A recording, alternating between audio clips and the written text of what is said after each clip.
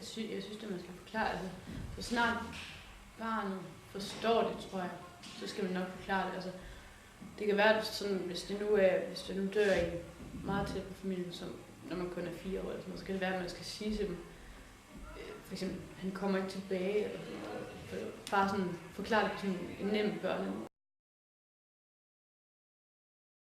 Jamen, jeg har det lidt ligesom til, altså, jeg synes også, det er fint nok, hvis det er forældre, der føler måske heller ikke, at de kan overskue og forklare børnene. Altså, mange børn, det er noget, der tro der med, at det er jo far og mor, der sidder på stjernen eller sådan noget. Og det er egentlig også fint nok, hvis de så har en hånd, altså så har de jo noget at forholde sig til.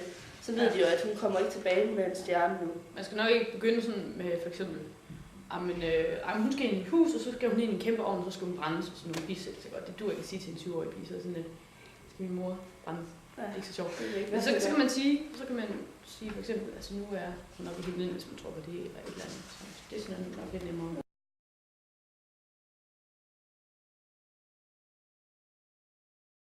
Det er børnenes fælde. Nej, det er børnenes fælde, fordi jeg tror, det er nemmest for børnene, og altså hvis du kommer hen til en helt fremmed, og så fortæller de så, nu skal du høre om, hvordan man dør til.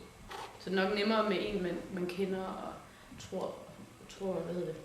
Også når børnene så bliver ældre, så er det forældrene, man kan forholde sig til, det er dem, der forklarer om det, og sådan, eventuelt snakke med dem om det igen, hvis der er, at man har nogle spørgsmål.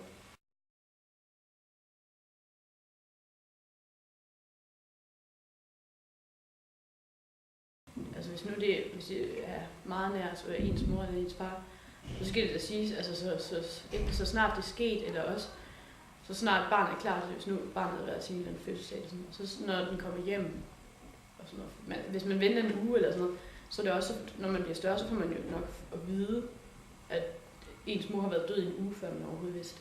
Det er måske ikke så rart. Jamen, jeg synes lidt det samme igen, altså det der med, men altså så måske forklare det på sådan en blid måde, at nu kommer mor ikke tilbage, eller nu kommer farmor ikke tilbage.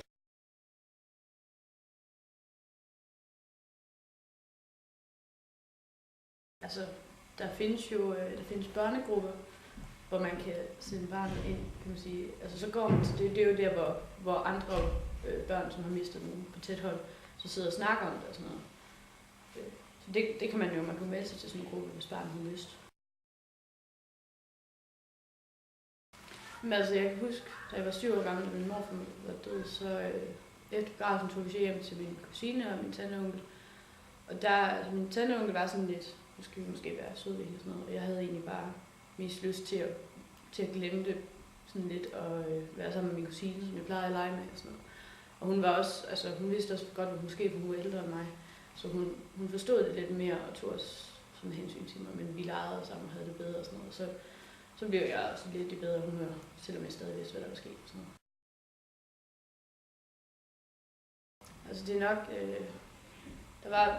det er sådan måske lidt egoistisk tanke at tænke, men altså jeg så jo min mor for eksempel, hun græd, da min mor hun døde, og det var rigtig, rigtig ubehageligt for mig. Og det kan man jo ikke sige, man kan jo ikke sige til min mor, at hun skal være med græde, fordi det er ubehageligt for mig, men det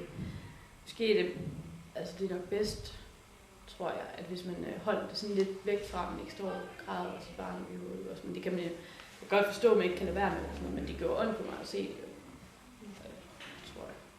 Så det er nok, altså man skal nok lige tænke over det igen, om hvornår man fortæller barnet. Man skal også kunne sige det sådan, at man ikke selv begynder at græde, tror jeg. Nej, altså det synes jeg ikke. Jeg synes, at de var rigtig gode til det med, at hvis jeg havde noget at vide, eller hvis jeg var ked af det, eller altså noget af den stil, så kunne jeg bare blive hen og snakke med dem om det og sådan noget. Og ja, det var resten af min familie også.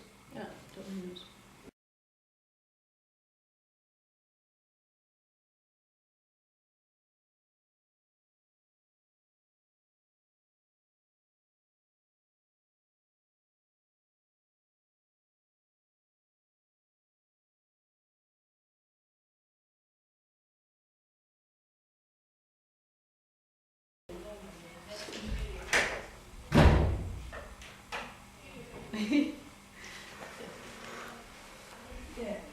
Det var så lige Anna.